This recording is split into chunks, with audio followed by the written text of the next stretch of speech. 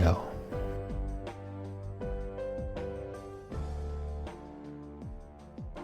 Yo.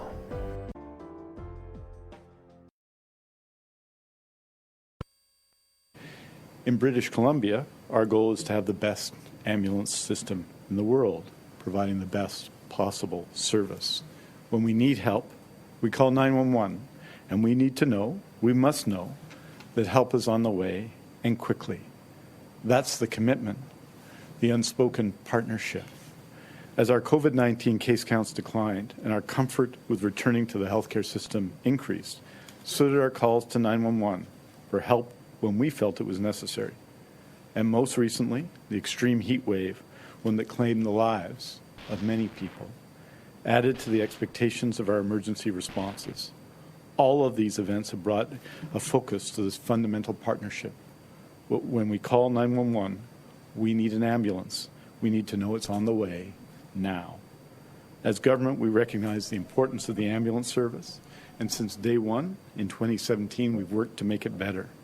Since 2017, we've increased the BC Emergency Health Services budget from $424.25 million to $559.12 million, which is a significant increase. We doubled the average annual spending increases compared to previous years. This has meant more paramedics, more dispatchers, and more ambulances on the road. Between 2017 and 19, BC added 119 paramedic positions to support direct patient care, improve service and response times, and modernize dispatch operations. Since January 2021, 271 paramedics have been hired by BC Emergency Health Services. We negotiated the first collective agreement in recent times with CUPE Local 873, the union representing BC Emergency Health Service workers. And in fact, we gave them, that union, that bargaining unit, the ambulance paramedics at BC, the right to negotiate directly with us again solely in support of the services in the ambulance service. And these are all important steps. But the events of the last few weeks make it clear that there's more work to be done. That essential partnership, the necessary confidence that when we call 911, help is on the way, has been tested. And now it needs to be strengthened and restored. Let there be no doubt our emergency health service system must work better for the people who call upon it and for those who answer the call for help. We know that all British Columbians, regardless of where they live, count on timely and effective access to emergency services, not just for themselves, but for everyone. When you call for an ambulance, it becomes the most important public service government provides and a community can provide. And I think that I want to note the pressure on the ambulance service in this period has been considerable. And I just want to put it in context. We have in our ambulance service a number of different types of calls. The most urgent calls, high priority calls, are purple calls, then red calls, and orange calls, and then yellow calls. But purple calls are calls that are deemed life-threatening calls, and we've seen a very significant increase in those calls. But I want to give you a sense of the kind of increases in 9/11 event volumes we've seen in the last couple of years that have really spiked since we've started to open up with our renewal plan on May 25th. Overdose cases, when you compare the first 6 months of 2021 to the first 6 months of 2019, compare those periods, have increased by 28%. That's 3,530 increase in events, one period compared to the other.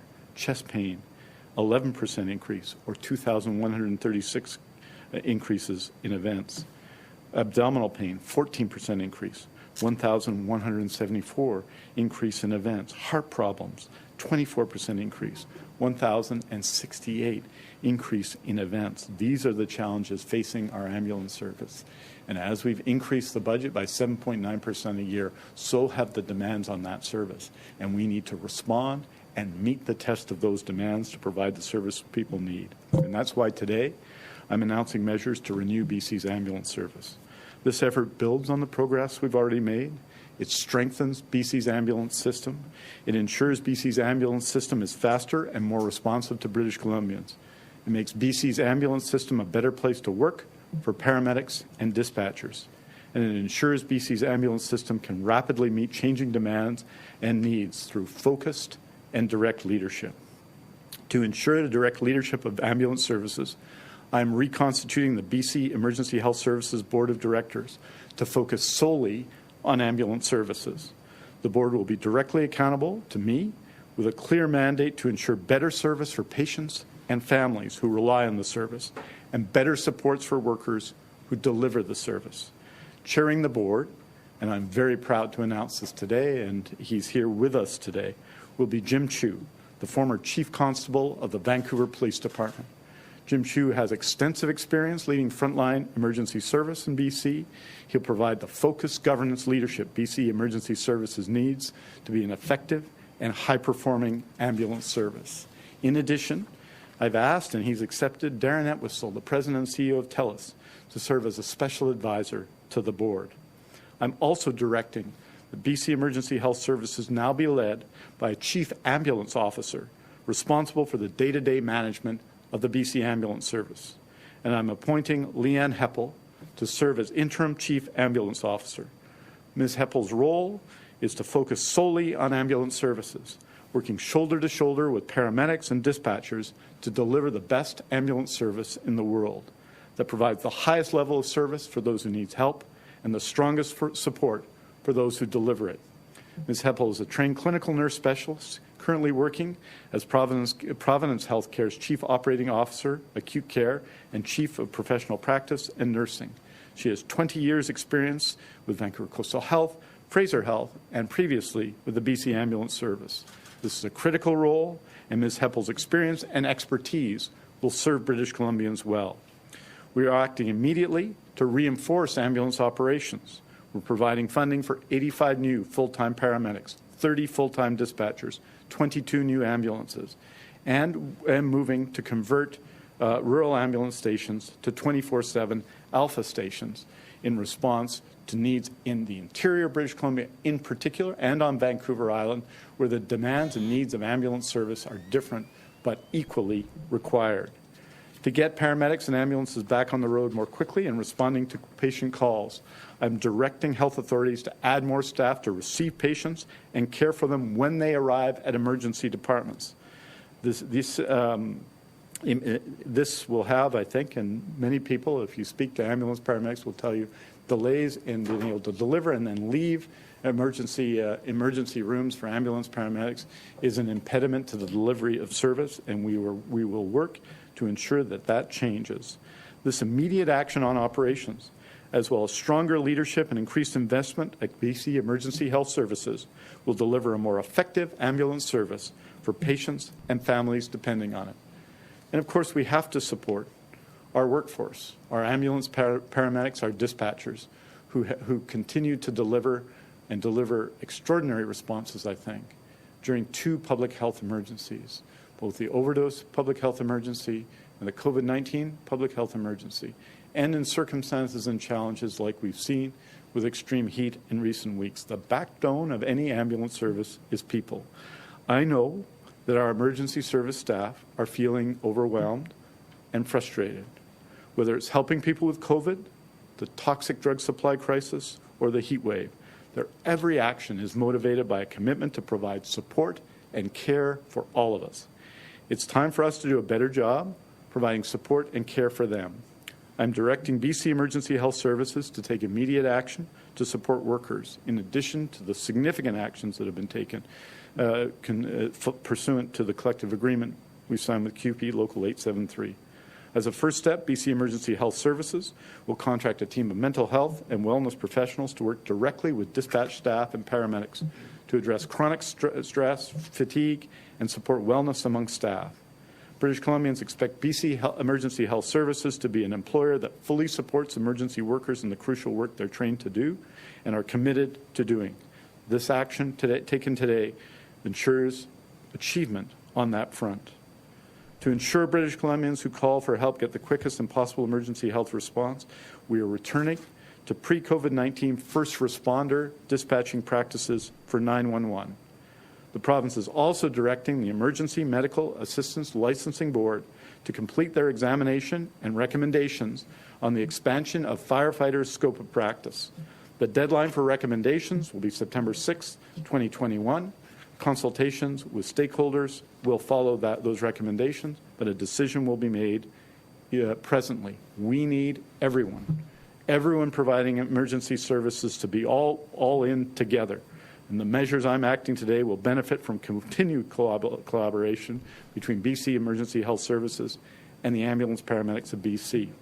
They are working together right now and have identified, and we'll be sharing this with you, a range of measures to address employee wellness, operational performance, workload, response times, recruitment and retention, and public engagement. And that work has been going on, and I thank the ambulance paramedics of BC, QP Local 873, for their work with us over the last number of weeks to make improvements in all of these areas, and our commitment to work together, I believe, on both sides is profound.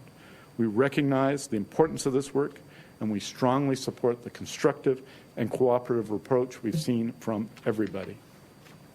The work to make BC ambulance service the best in the world for those who count on it and those who respond to the call for help starts today. I want to thank all of our emergency services workers who are working flat out right now. Yesterday, 1,711 calls to BCEHS. The pre-pandemic normal was 1,540. And 1,711 was less calls than we'd received the previous 7 days. The pressure, the consistent pressure, the demands on our ambulance service continue to grow, particularly in our most serious calls. I want to thank all of those workers who are involved in that right now. And once in place, the new board and chief ambulance officers will immediately act to ensure faster ambulance response times for all British Columbians, work with the union to focus on areas where the challenges are greater, and by no later than fall 2001, provide advice to the government on the resource and operational changes necessary to achieve BC Emergency Health Services renewal and the promise it holds for us all. When we need help and we call 911, we need to know, we must know that help is on the way and quickly. And that commitment, that unspoken partnership is powerful and essential to so much of what we all believe about our healthcare system. We won't stop until that commitment is fulfilled. I want to now take a moment to ask Jim Chu to come up and say a few words, and then we're happy to take your questions. Jim?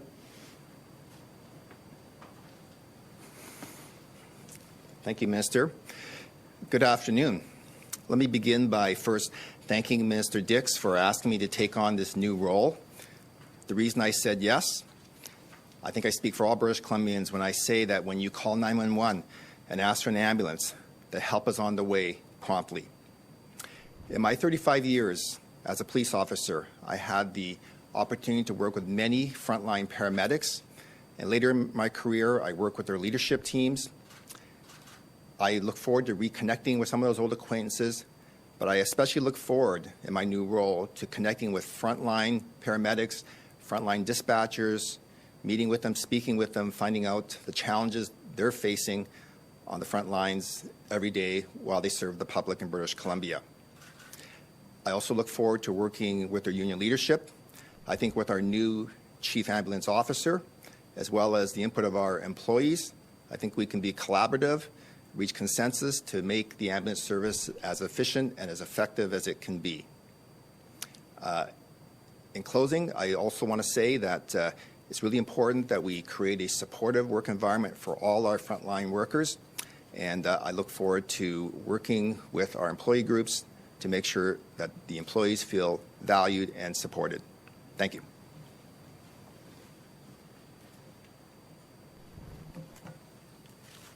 Thank you, Jim. And I just wanted to say that, you know, I spoke to Jim a few days ago about taking on this role, and his willingness to do so is an act of public service. We know that being the chair of a board such as this is a part-time position, and it's in addition to his considerable responsibilities in his full-time job. And the fact that he stepped up immediately to take this on is I think, a tribute to his commitment to people in BC, and I'm so proud to have him with us as we move forward with these changes. So with that, happy to take your questions. As a reminder to reporters on the phone, please press star 1 to enter the queue. You will be limited to one question and one follow-up. Please also remember to take your phone off mute. You will not be audible until your name is called. Our first question today is from Richard Zussman, Global News. Please go ahead. Minister, you're well aware there are people now who call for an ambulance and are waiting hours and hours and hours. How quickly will these changes actually make a difference, considering we're still expecting high temperatures this summer? Should people still be concerned that they're going to be able to get an ambulance right now when they call? Well, over the next number of months, we're, of course, hiring in the hundreds more full-time paramedics. The fact is, as you have said, we're seeing a very significant increase in the number of calls we're receiving, and we are going to be ramping up services to meet those demands. I believe when people call 911, they should get the service they need. And over the last couple of years, our median response time, Richard, on the most serious calls has actually come down. But here's the important thing. When we're talking about purple and red calls, our most serious calls, the new standard that I'm setting is not just the median, because the median is important. It means as many calls are faster as slower. That's the median, right? That the 90th percentile, meaning the vast majority of calls, the have to come down. The response time at the 90th percentile has to come down. And that means that all people who are in the most serious categories, purple and red categories, need to get response within what is a reasonable response time. And that response time at the 90th percentile is the standard that we're going to set from now on for our ambulance service. We're going to provide the median information, and it's good information to have, but we should have a high standard. So if you're asking what's happening are immediate changes in leadership. Ms. Heppel, Mr. Chu. What's happening is immediate support in terms of resources. This past year, and we've seen over the past number of years an average, since I've been Minister of Health, of 7.9% increases, other than mental health and addictions. The highest absolute increases we've seen in anywhere in the healthcare system since 2017. And so we're going to work hard to meet those demands and work with the ambulance paramedics of BC to see that happen. And I think the work we're doing together now, the work we're doing to help people get back to work when they've been injured, whatever the nature of their injury is, that work is going to have some benefits immediately. And but these are immediate actions we're taking to make things better. And I think the plan is strong in all the ways it needs to be strong: leadership, resources, improvement on the ground, improvement in the way ambulance services get in and out of ERs, for example. These are all significant changes that are going to improve response time, in addition to the extraordinary investment that we've made over the last 3 years to increase and improve the ambulance service. This is a cultural transition as well for the ambulance service. We've started, when I became Minister of Health, roughly 35% of ambulance paramedics were full or part-time positions. Most people were on call. We're slowly making that transition of bringing the ambulance service into the 21st century, and that's where we've seen hundreds of new full and part-time employees in the system. But we need some immediate action, and that's what this plan demonstrates. Richard, did you have a follow-up?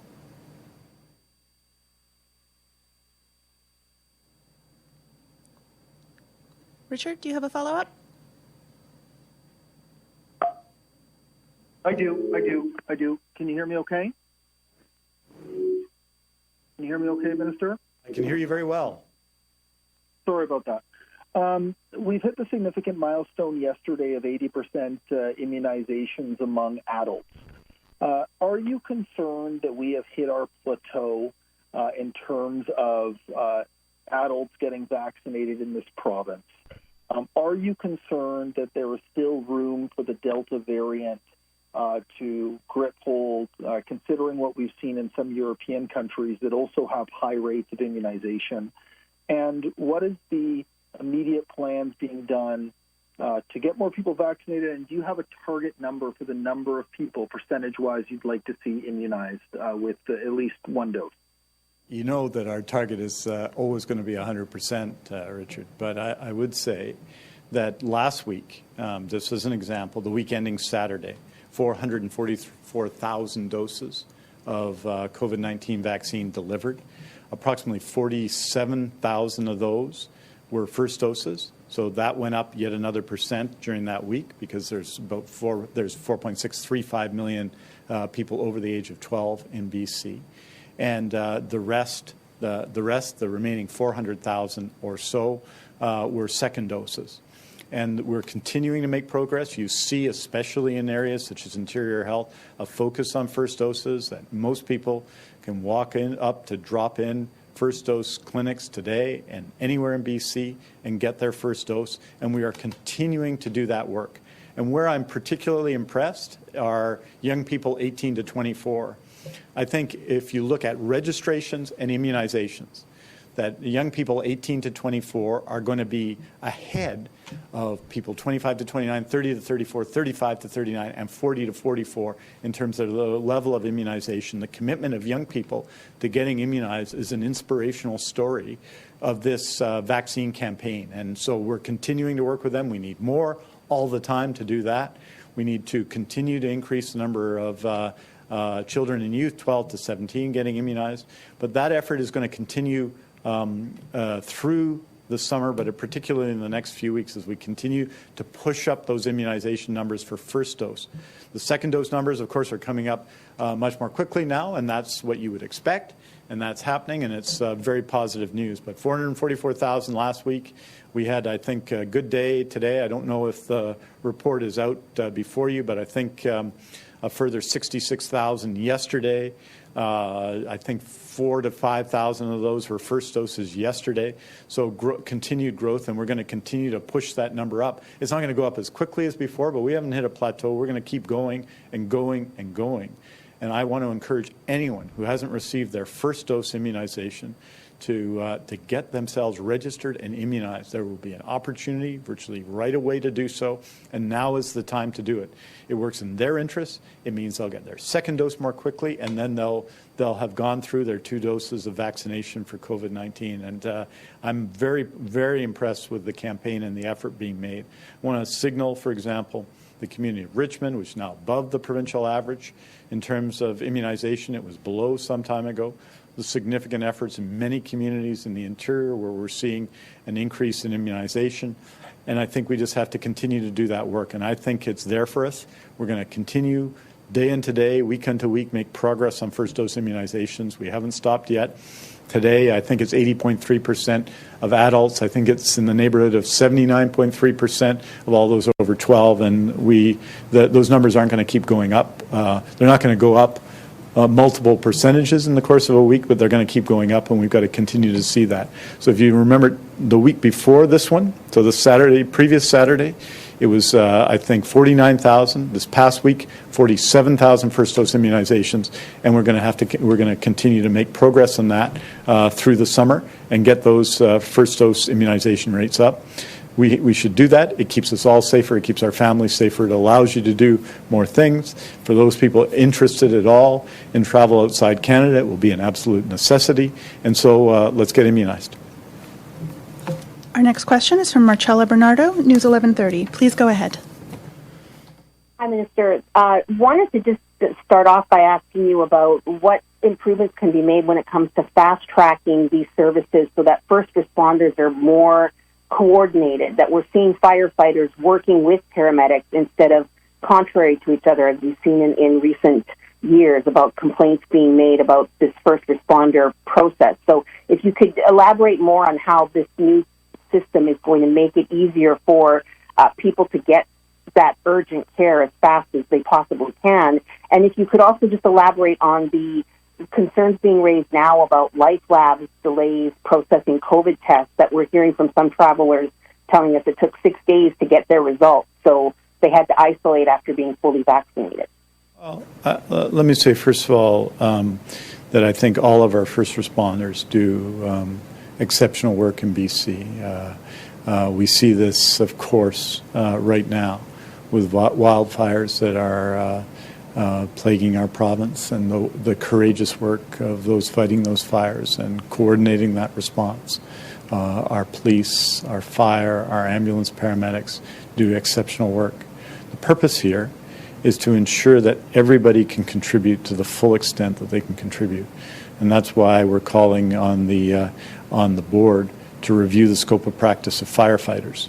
And we're doing it at a time when the number of the most serious calls, ones that all require an ambulance paramedic, are going up. In other words, at a time when we're expanding essentially the ambulance service, we're also going to be working more closely with firefighters to ensure that the response is collective and that one reinforces the other.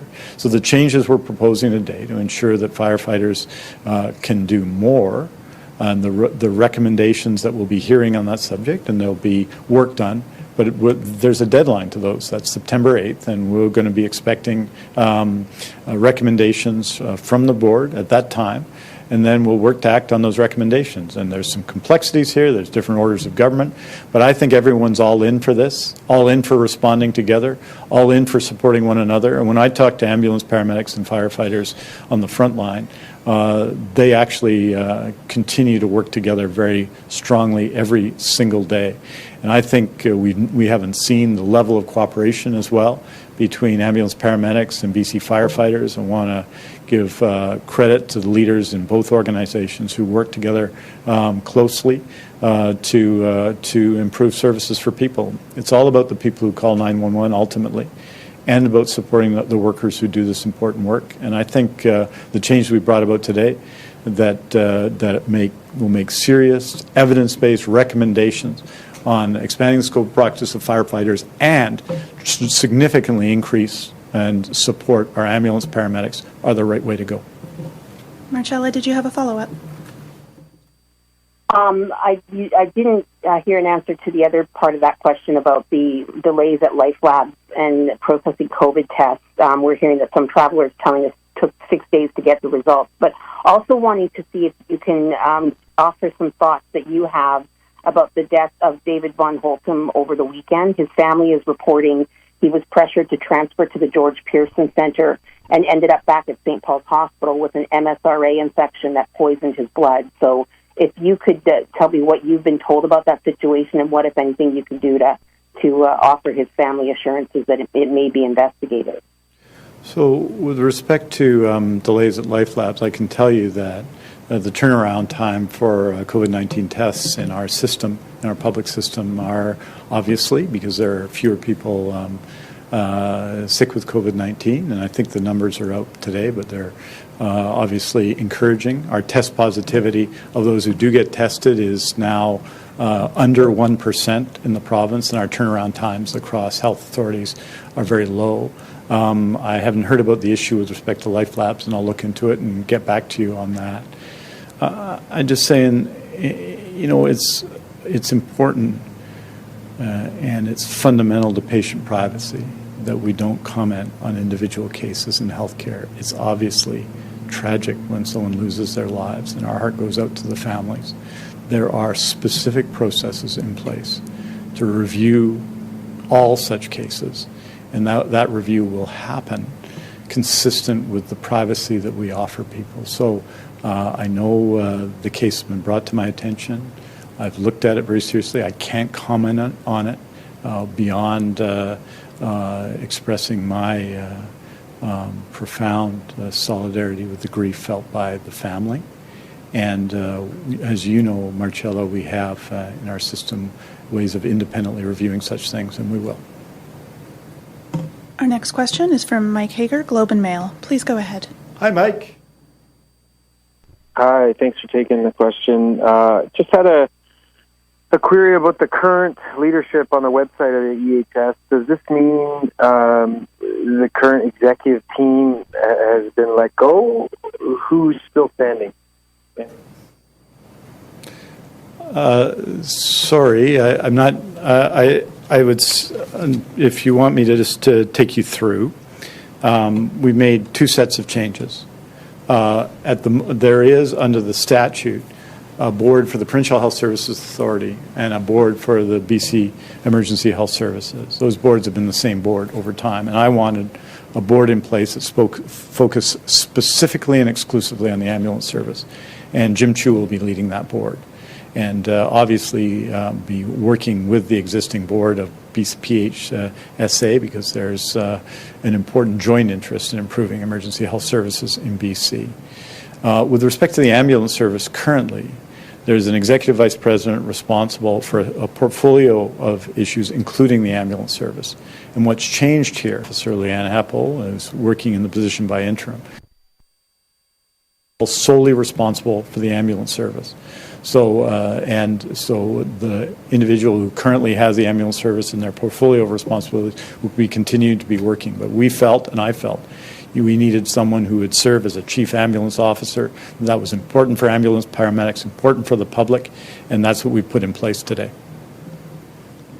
Mike, did you have a follow-up? Yes, of course. Thanks for clarifying that. So they'll be at that executive level. You said that you want the response times to be in the 90th percentile. The key metric that the paramedics single out is nationally 8.59 minutes to have an ambulance respond to critical calls. Parts of the Lower Mainland are over 11 minutes, I think, currently, according to the union. What is the metric that you want to get to, and when? And then as well, they also say another key metric for their success is the portion of a shift where they're actually dealing with a call. Lately, it's been 100% or hovering around the full shift. And to be successful, they say they need an average of about half of a shift on a call. So those two metrics, what percentage of a shift do you want ambulance paramedics to be actually dealing with a call? And what's the average wait time that you want to get to? Well, I think it's not 8.59, Mike. I think that's 8 minutes and 59 seconds, effectively 9 minutes, right? That's the standard you're talking about. And our median wait times have been below that, and were yesterday below that. But what I want on those purple calls, on those most significant calls, is for us to look at it differently. Not to look at the median and say, boy, that's getting better, but to look at it, to do a harder look at the people who are, after all, designated as purple, meaning the most serious of calls, and need to have a response within 9 minutes. And that's the number I want to see come down and meet that standard. And we need to get down to that standard of 9 minutes is what we expect. So 9 minutes, I think, is what you're referring to, or 8 minutes and 59 seconds. And so that's a reasonable standard. With respect to the other issue, that's a different set of issues in terms of the workplace. Clearly, our ambulance paramedics today are working flat out. We also have a high level of number of ambulance paramedics off work. And so that's why we're responding both in terms of supporting our ambulance paramedics, and we put in a series of changes already to do that, but we need some more, and that's what we're doing today to ensure that they're back at work, they're supported.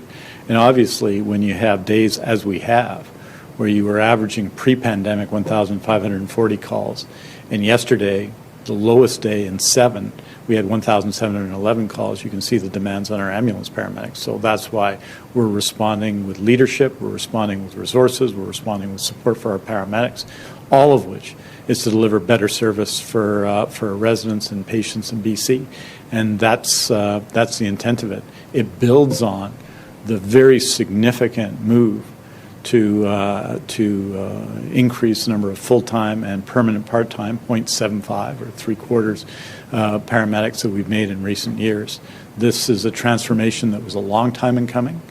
Comes after a period of relatively negative relationships between union and management, the loss of the ability to bargain by the union in that case, and all of the issues we know of in the past. Well, we need an ambulance service for the 21st century, not the 20th century. That's why we've made changes and given the kind of resources we have since 2017, and why we're going to continue to support that today, and that's the intention. Our next question is from Penny Daflos, CTV. Please go ahead. Hi, Penny. Oh, hi, Minister. Thanks so much for taking my question. When the extreme heat alert was declared by health authorities and various agencies, that was the Friday, June 26th. And yet BC EHS told me they didn't go to their top response level internally till Tuesday the 29th. I just want to know, how are people supposed to have faith in this agency when it looks like the leadership is more or less intact and didn't act till the worst was over during our last crisis? I just don't think that that's a correct analysis. I appreciate you're asking the question to get a response, and there's concern. But across our health system, we were responding to the extreme heat emergency that took place. I can tell you the work done across the health system was profound, including for ambulance paramedics and the work of BCEHS to try and respond to days where we saw more ambulance calls by a very significant factor. We're not talking about the last couple of days. We're talking about responding to 1,975 calls on the highest day of the weekend and all of the other calls that were received that you know. The effort was significant, and the demands of that extreme heat emergency, the heat dome, were profound. And the system was responding, but I think it's fair to say the response wasn't adequate to the massive increase in demand. But to say that our health authorities didn't respond is not correct. There is a system in place to ensure across the health system, whether it's long-term care, home support, acute care, or ambulance services, that we respond to such events, and the health system across the board did so. And what was extraordinary, and we know this, was how much more heat sustained over days, particularly indoors, there was than at any time in the history of BC, and obviously it deeply affected the health of many people, and as I think there are lots of lessons to be drawn from that. And one of the lessons to be drawn is around climate change, but there are many lessons to be drawn. In this case, we are meeting what has been a significant post-pandemic increase in demand for ambulance services with more supports for ambulance paramedics, more resources, and improved leadership. And when you say there hasn't been a change, we now have a chief ambulance officer, an interim, Leanne Heppel, and we now have a new chair of the board, Jim Chu, and their mandate is to ensure that we continue to improve services for people. Penny, did you have a follow-up? I do, yeah. Officials from the health authorities now tell me that this was the first time that an extreme heat alert that is, was issued in the region, and yet nobody knew that this was an unprecedented level of concern and danger. So, I mean, you speak about lessons to be learned. Is one of the lessons to be learned, you know, conveying that sense of urgency, the fact that this was a life-threatening situation, this was an unprecedented level of alert within health officials. Is that something that you're going to be looking at, better conveying that messaging from health authorities? Health authorities did deliver that message. We can discuss whether they delivered it enough, but they absolutely delivered that message. In places such as long-term care, it was, of course, felt by everybody. One of the reasons why we're going to have such a significant increase in long-term care capital and renewing our long-term care system from a physical plant point of view is because many of our long-term care homes date from the 60s and the 70s. And so across health authorities in long-term care, in home support, in acute care, the response in emergency rooms, the response across the healthcare system, I can tell you, was very strong. And I think you're quite right that the heat that we faced that weekend, particularly indoors, in buildings without air conditioning, was something that we have never seen by a significant margin. There was a heat wave in 2009, as people will remember, but that heat wave, which had a significant consequence in terms of human life, was nothing like we saw on the weekends of June 26, 27, 28, 29, those days. And so it was an exceptional moment in the history of climate in BC, of temperatures in BC, for people in BC. No one has ever seen anything like that. I live in a building without air conditioning, and obviously we felt it too. And so that focus of the healthcare system that weekend, I think the series of actions they took was considerable, but it's beyond the healthcare system. There are lots of issues to address as we address resiliency in the face of climate change. And we have to continue and to advance those actions. Our next question is from Scott Brown, Vancouver Sun. Please go ahead. Hi, Scott. Hello. I just want to get a little more clarity on the hierarchy of the BCEHS. Now, you say you've directed the Chief Ambulance Officer to be responsible for the day-to-day management, and the BCEHS will be led by the new Chief Ambulance Officer. So where does that put her on the role of hierarchy? Is she now ahead of the Chief Operating Officer? She's in charge of the ambulance service from an administrative point of view.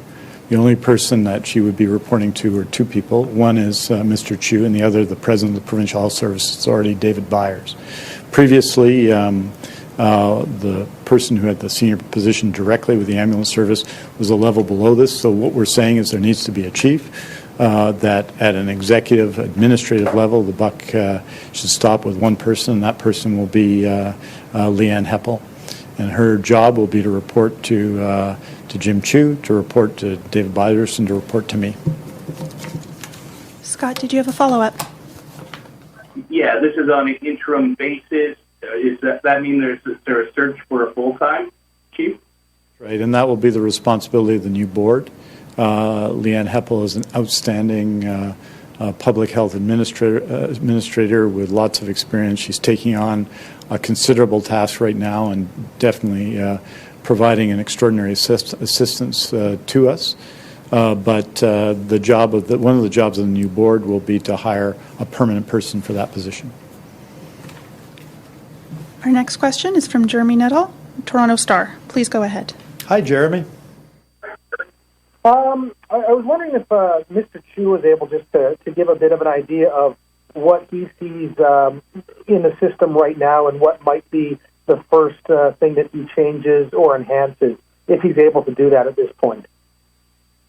So yeah, have him since he's as you can expect. I'd say in his defense, we talked about this and he agreed to do it on Monday, and he's been getting ready. So I think I suspect that there's a learning curve, but his strong experience will assist him in that. But I think I'll hand it over to you, Jim. I think the first priority is to listen to the stakeholders, especially our employees, especially our union, and there's going to be lots of good ideas out there. Obviously, there's going to be budget constraints, but that will be the first priority, just listening and learning from people that have been in the field for many more decades than I have. Did you have a follow-up? Yeah, I'm just curious about, we've also heard paramedics, particularly in rural areas, complain about one thing in particular, and that's the wage of on-call, being paid $2 an hour, which makes it sort of not a full-time job, which prevents people from taking these jobs in rural areas. Do you know if you'll take a look at that and possibly increasing that compensation? Well, Jeremy, that's one of the most significant changes we're making now, which is moving to a new system in many rural communities, creating permanent full and part-time positions across BC. So that's the reform that's occurring now. Just to put it in context, as I think I mentioned, the vast majority of ambulance paramedics previously were on some form of on-call status. And we're moving to more permanent ambulance service, and there's a good reason for that in BC Emergency Health Services. It's that, this is their real demands in the labor market. And there's not a lot of positions that require training and have such high demand and responsibilities where your first job tends to be an on-call job, right? So we need to do a good job recruiting many of the people who will be advancing in those positions. So the old model of the ambulance service depended on communities where there were a lot of people working in the community, where it would be an extra thing people did in small community. But that model is really a 20th century model, and change has been occurring over the last decades. One of my predecessor ministers of health, George Abbott, created working with the system, created the community paramedicine system, which is not so long ago celebrated its 10th anniversary and has been expanded since I've been Minister of Health. The idea is to create in smaller communities jobs where people do other work in healthcare and serve as ambulance paramedics. So that's the direction that we've been going now for 3 years. And we've seen some transformation, and we're going to have to see more, because it's not just an issue of whether the on-call system is justified and whether the standing wages are justified. It's a question of recruiting adequate numbers of ambulance paramedics everywhere in the province. Where we see the most dramatic increase in terms of call-outs, that's in Metro Vancouver and in other cities such as Kelowna and Kamloops and Victoria and others. But we still and critically have to provide coverage across the province. That's why we made significant investments starting on April 20th last year in 2020 to improve rural ambulance service and being able to move people more quickly during the pandemic. But that issue of providing ambulance services around the province is a central one. It's why we've been taking the actions that we've been taking for the last number of years, moving more people from an on-call model to a permanent full-time or part-time model. And that's clearly the direction of the future. And that was a significant subject of our agreement with ambulance paramedics in 2019. We have time for one more question today. Our last question is from Mary Griffin, Check News. Please go ahead. Hi, Mary. Oh, hi. Thank you so much for taking my question. I just wanted to clarify. So what you're announcing, and I'm sorry if this is a dumb question, is the creation of an additional board with a focus on ambulance services. Is that correct? So what it is, Mary, is there are two boards now. There's the Provincial Health Services Authority Board and the BC Emergency Health Services Board, but essentially they have the same people on them. I want an Emergency Health Services Board that's focused on the ambulance service. And I've asked Jim Chu to be chair of that board, and that board will be solely focused and solely lead and solely chairing the emergency health services. So that board existed before, but now it's solely going to be focused on ambulance services and providing excellent ambulance services in BC. And we're very fortunate as a province to have such a remarkable person as Jim Chu come and be chair of that board. Mary, did you have a follow-up? I do. So just to clarify, so the COO, Darlene McKinnon, is remaining as chair of the board of one of the two boards, the health services. Is that correct? And I'm just wondering, you also have an emphasis on island services as well, too, and why is that? Well, I'll speak about Vancouver Island second. Darlene McKinnon continues to service at BCEHS and at the BC and at the Provincial Health Services Authority. But there's a distinction. The board are appointed part-time positions, and Mr. Chu is leading that board. We have also appointed a permanent. She has received the appointment by interim, and she's coming on, and she's starting on Monday. But Leanne Heppel is going to serve in that capacity. So that's on the management side of it. So there's a board that oversees the management of BCEHS. That'll be led by Mr. Chu. And there's a chief ambulance officer, Leanne Heppel, who will lead the service. And it will be heard directly. She won't have other things in her portfolio, and she'll help lead the ambulance service, and in addition to the rest of our leadership team, and of course, our ambulance paramedics, our union, our dispatchers, everyone in the system who's so committed to providing the service to British Columbians. So that's the model, the leadership part of the model of change. Thank you for listening today, and thank you for supporting us with our sponsors. Please go to depictions.media for more information and click on our contact link and let us know how we can help bring your story and help bring us to a better world.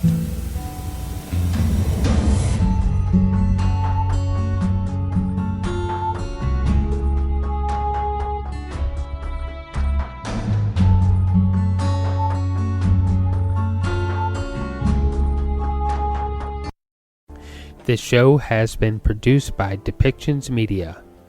Please contact us at depictions.media for more information.